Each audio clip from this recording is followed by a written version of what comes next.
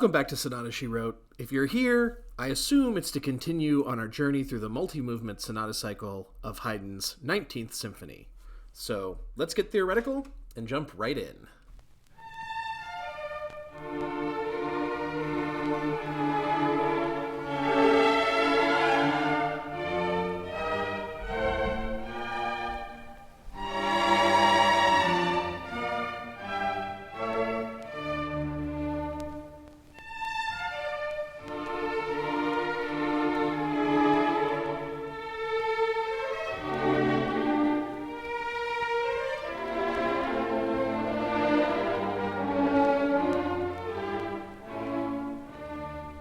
The minor mode.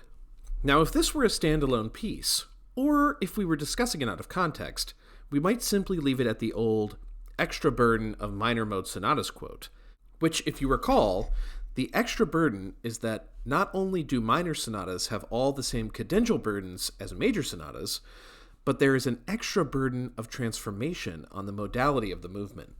When a sonata is in minor mode, the hoped-for transformation is into the light of major.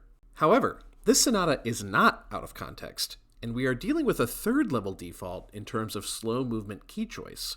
The most common choices for the key of a slow movement would be either the global subdominant, in this case G, or the dominant, which is A.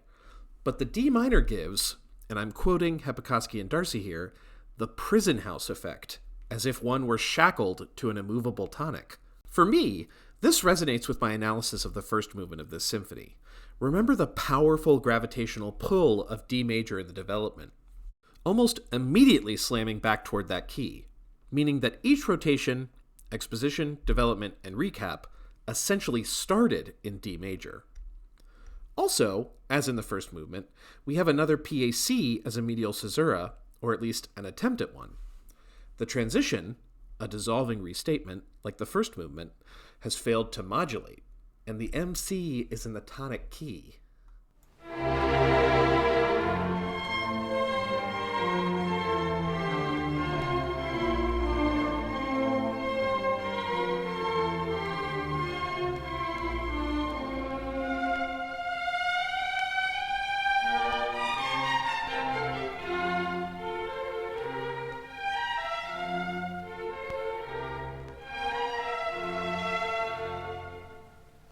The secondary theme rejects the tonality of the medial caesura and presents it F major. Although beautiful, I wouldn't say this theme really augurs well for a transformation into the major mode. After an initial cadence to establish the tonality, the theme is held hostage by the recurring syncopated dominant in the soprano voice. This syncopation, which only the bass section struggles against, always adds a feeling of instability to the theme.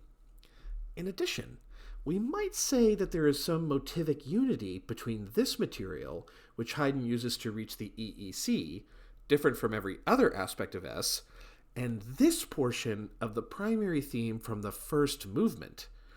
This may be reaching just a bit, as a scale downward is not exactly a novel melodic device, but it's certainly what stood out to me when I first heard this movement.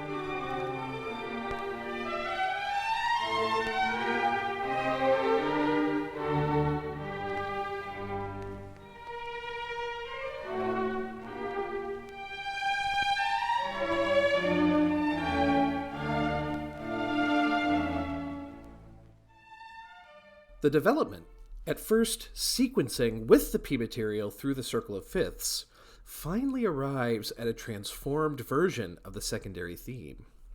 But this time, the soprano voice almost seems to coax the other parts into joining the minor mode.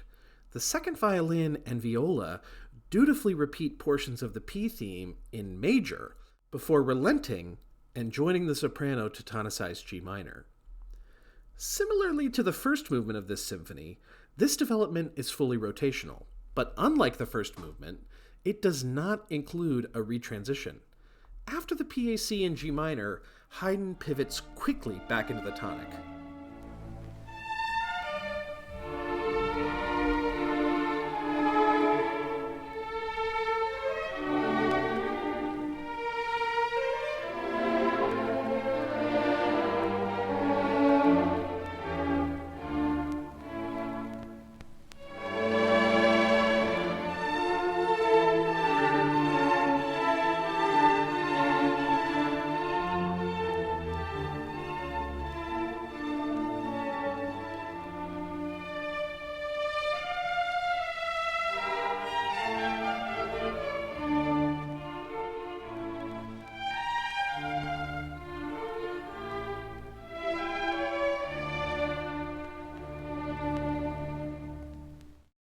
In the recapitulation, the similarities between the first movement and this are even more striking.